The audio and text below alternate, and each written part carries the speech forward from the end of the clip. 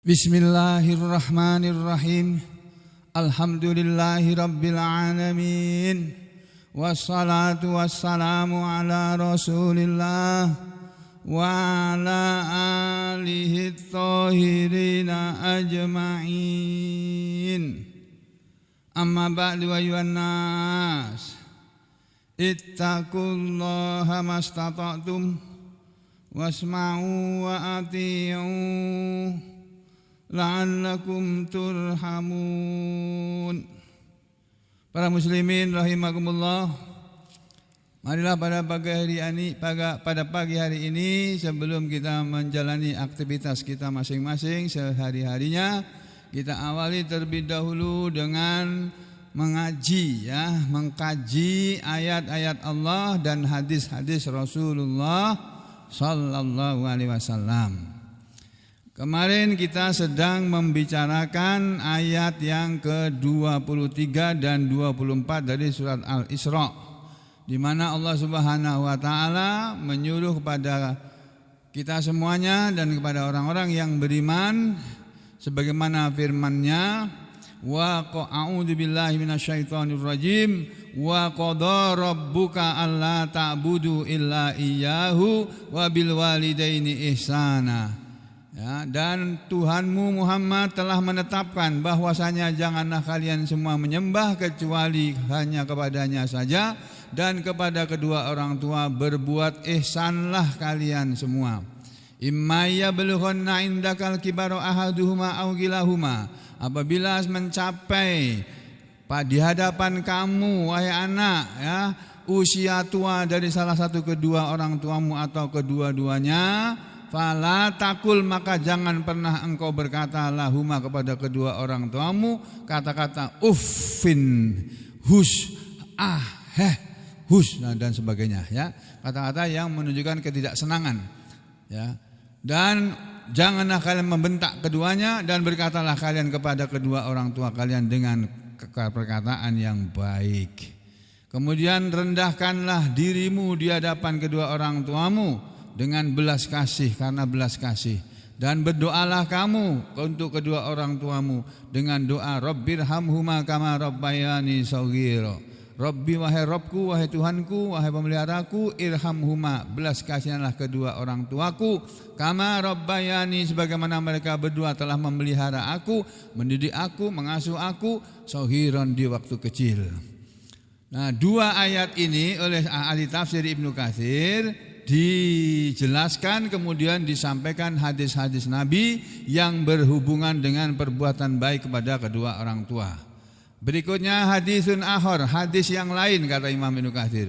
Wa qala al-Imamu Ahmad, dan telah berkata Imam Ahmad, an Muawiyah, dari Muawiyah ibni Jahimah as-Salami, anna Jahimah, bahwasanya Jahimah, seorang yang bernama Jahimah, sahabat Nabi, ja'a, telah datang ilan nabiyyi, kepada Nabi sallallahu alaihi wasallam. Faqala, lalu sahabat itu berkata kepada Nabi, perkataannya begini, ya Rasulullah, wahai Rasulullah, aradtul ghazwa, aradtu, aku menginginkan, al ghazwa, perang, aku ingin perang, aku ingin ikut perang, maksudnya begitu.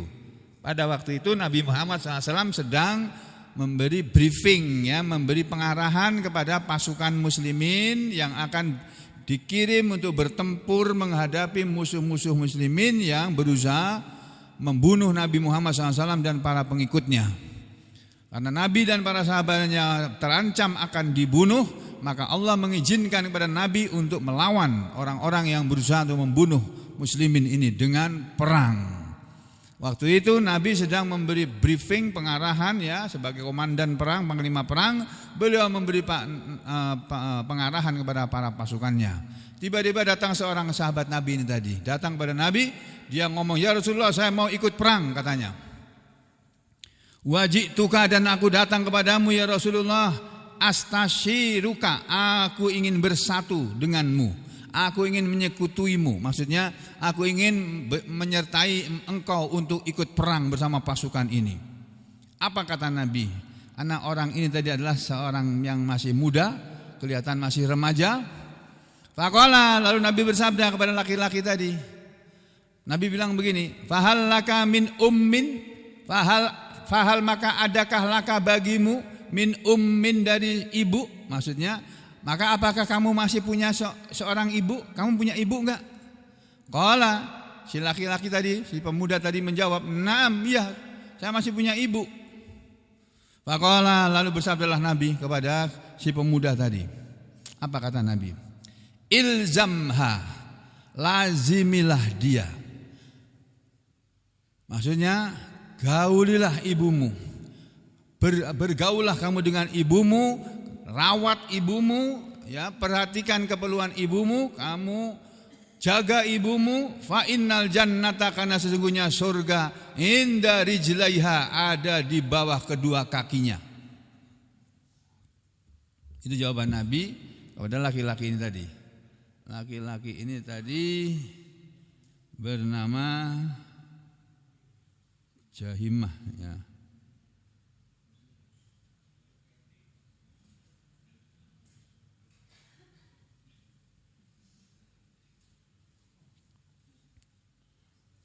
Ya.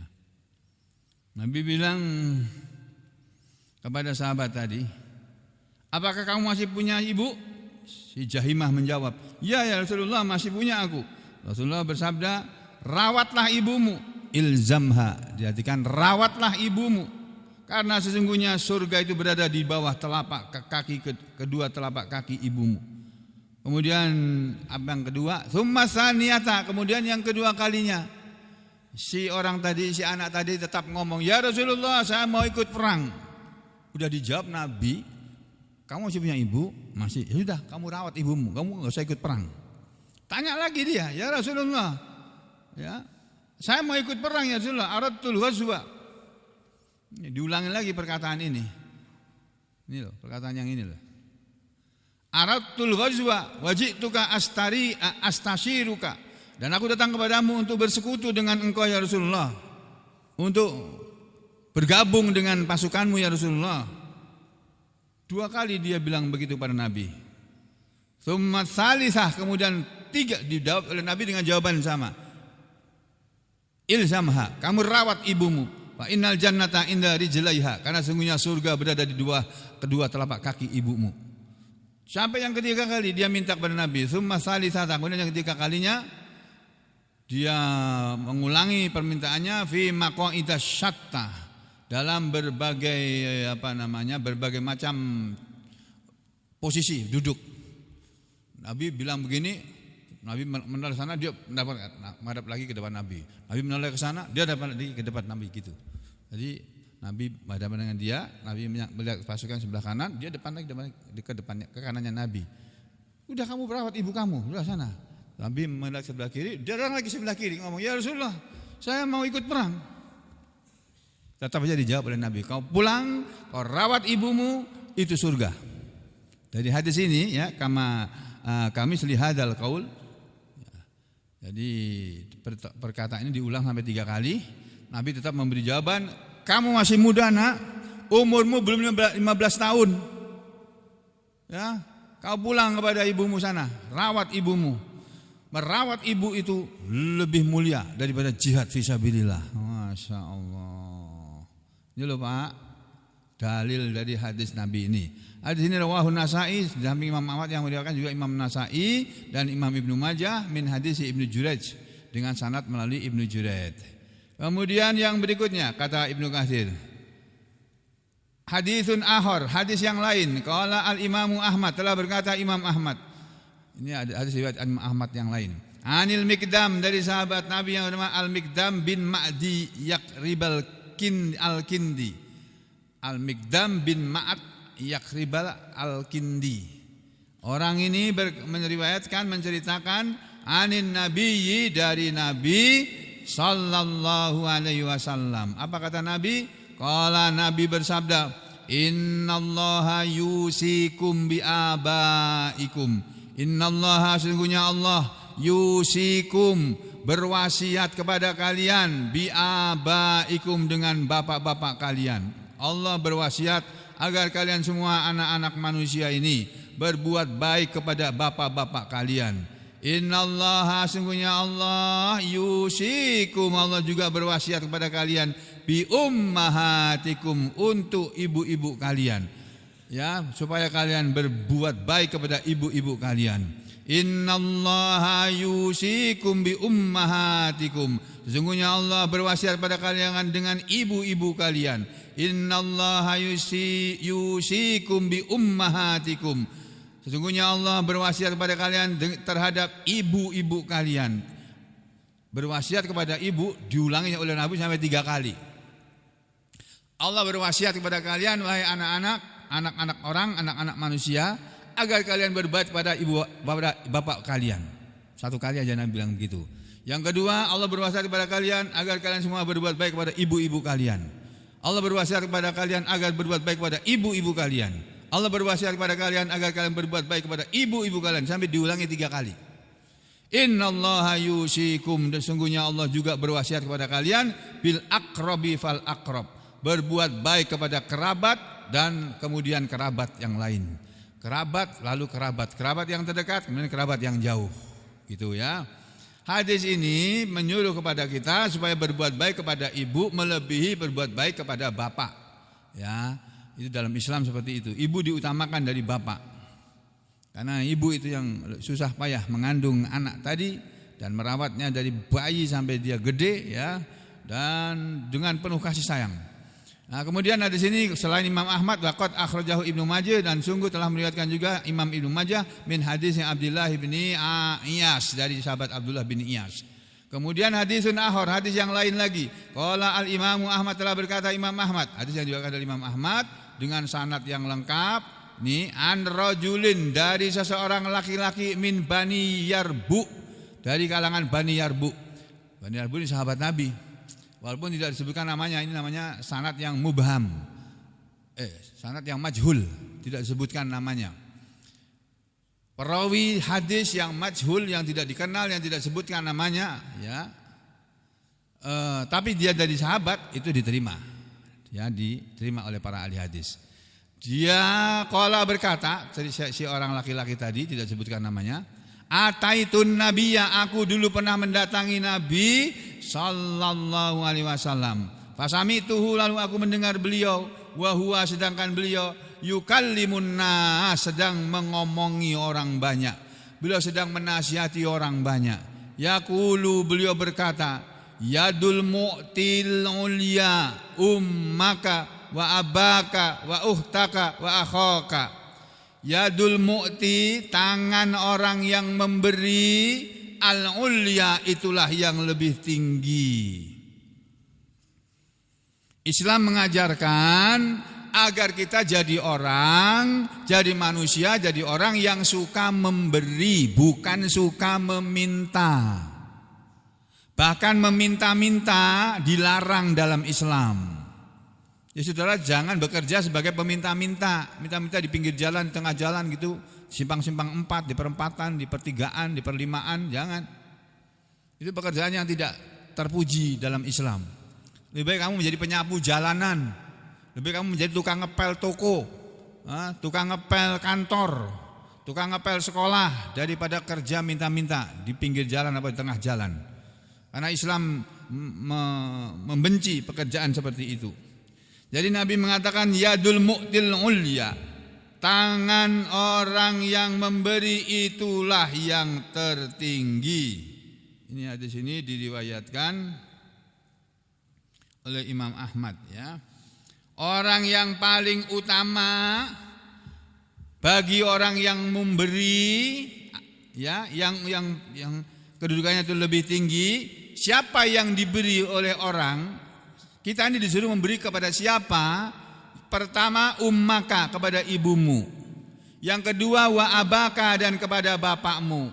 Yang ketiga, wa uhtaka, dan kepada saudara perempuanmu. Wa akhaka, dan yang berikutnya saudara laki-lakimu. Ini Pak, tuntunan Nabi Muhammad sallallahu alaihi wasallam.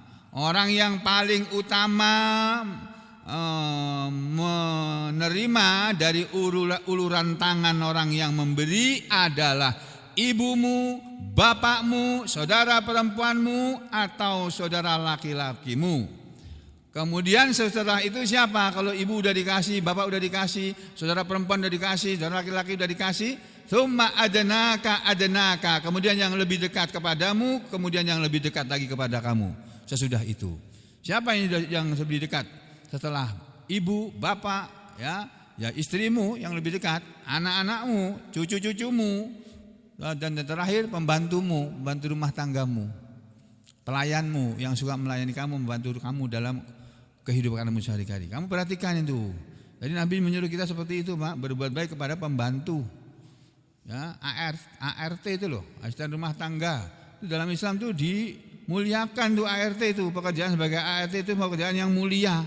Lebih mulia daripada meminta-minta, lebih mulia daripada anggota dewan yang terhormat itu. Benar itu. ART yang jujur, yang amanah, yang melayani tuannya dengan baik, ya itu lebih mulia kedudukannya walaupun cuma ART. Kalau dia beriman, kalau dia taat kepada Allah, kalau dia taat kepada Rasul, itu lebih mulia, maaf daripada anggota dewan yang terhormat tapi tidak taat kepada Allah dan Rasulnya. Ya, hadisun akhar, hadis yang lain lagi. Qala Al-Hafidz, telah berkata Imam Al-Hafidz Abu Bakar Ahmad bin Amr bin Abdul Khaliq Al-Bazzar fi Musnadihi. Ini namanya panjang tapi terkenal dengan panggilan Imam Al-Bazzar, salah satu gurunya Imam Bukhari.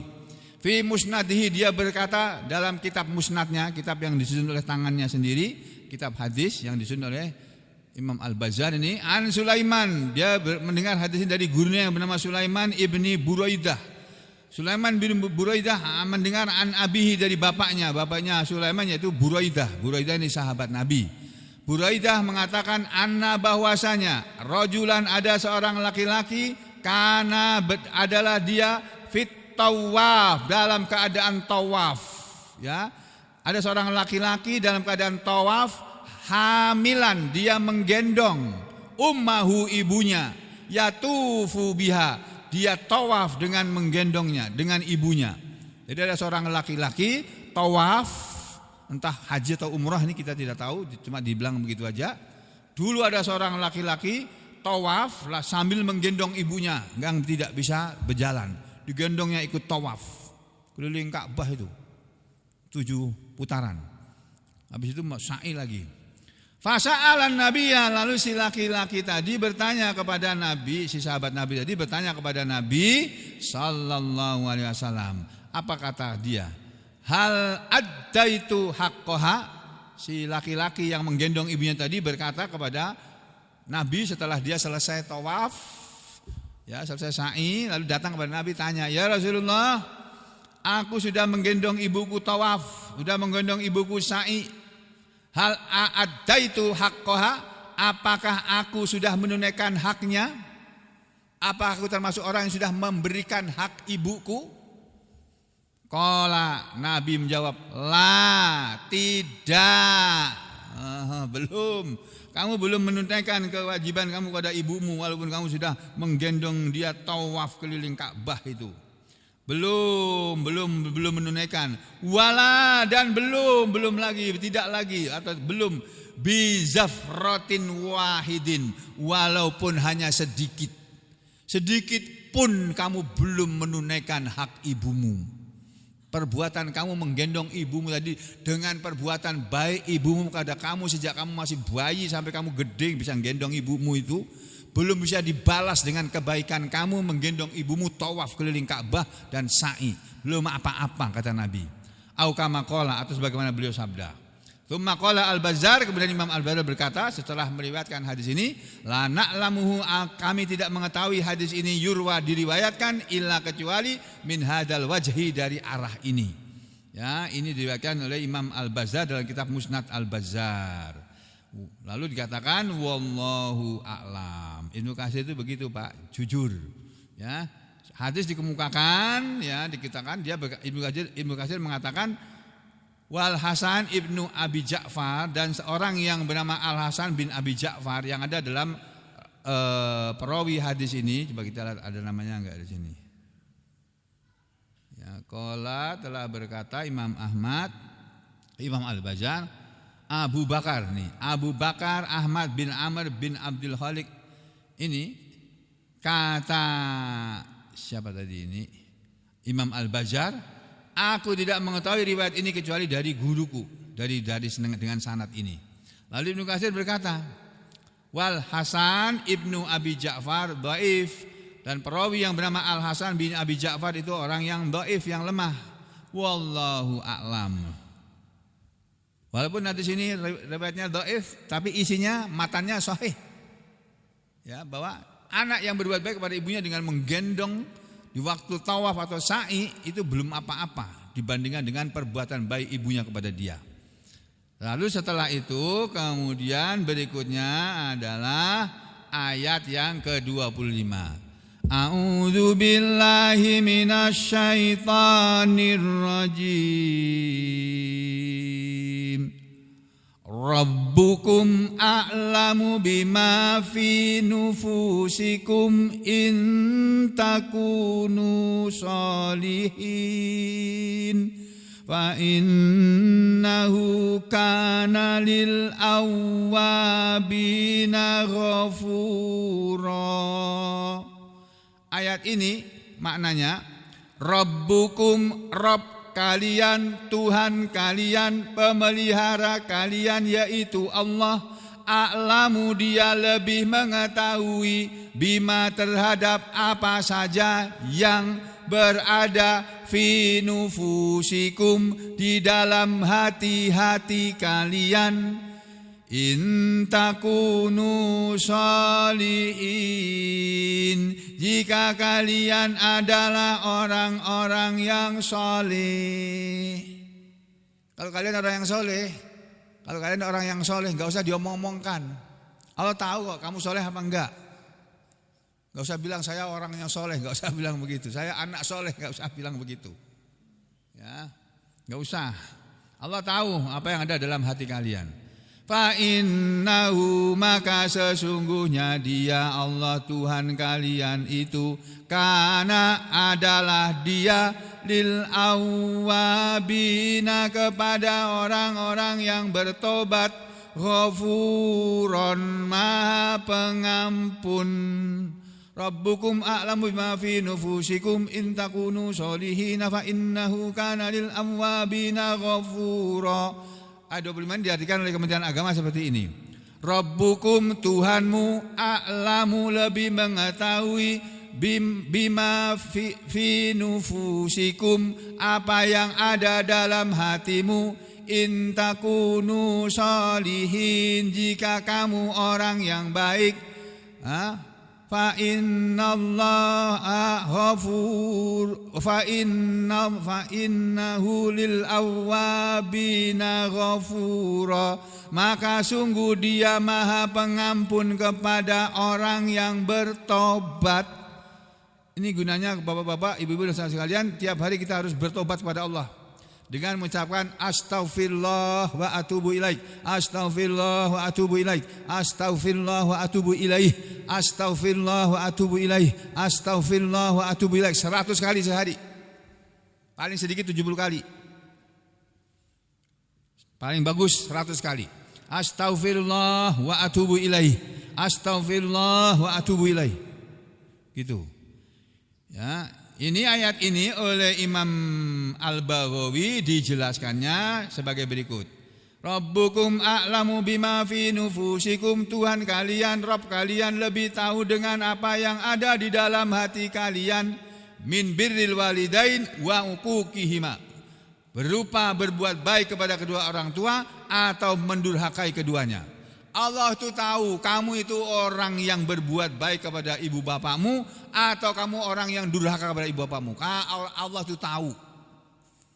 Kamu gak usah ngomong sama siapa-siapa, gak usah mengaku-ngaku berbuat baik kepada ibu bapak, gak usah. Karena Allah tahu dalam hatimu itu ada apa, isinya apa, itu Allah tahu. In takunu sholihin, jika kalian adalah orang-orang yang soleh, maksudnya jika kalian adalah orang-orang yang abroron, yang berbuat baik, mutiina, orang-orang yang taat kepada ibu bapaknya, ba'da taksirin, ya, sesudah diucapkan secara ringkas, kana minkum fil qiyami bima lazimakum. Nah, jadi Allah itu tahu dengan apa yang kalian lakukan terhadap ibu bapak kamu. Enggak usah kamu ngomong-ngomong sama siapa-siapa. Kalau kamu memang orang-orang yang baik, ya, kata Allah di belakangnya, fa innahu kana lil awwabina, maka sesungguhnya dia Allah adalah kepada orang-orang yang bertobat ba'dal maksiati, sesudah perbuatan maksiat, ghafuron, Allah itu Maha Pengampun. Jadi Allah itu Maha Pengampun kepada orang yang sudah terlanjur berbuat durhaka kepada ibu bapak, lalu minta ampun kepada Allah. Ya Allah, dulu saya pernah membentak ibu saya, pernah membentak bapak saya. Allah, astaghfirullah wa atubu ilaik. Astaghfirullah wa atubu ilaik. Itu.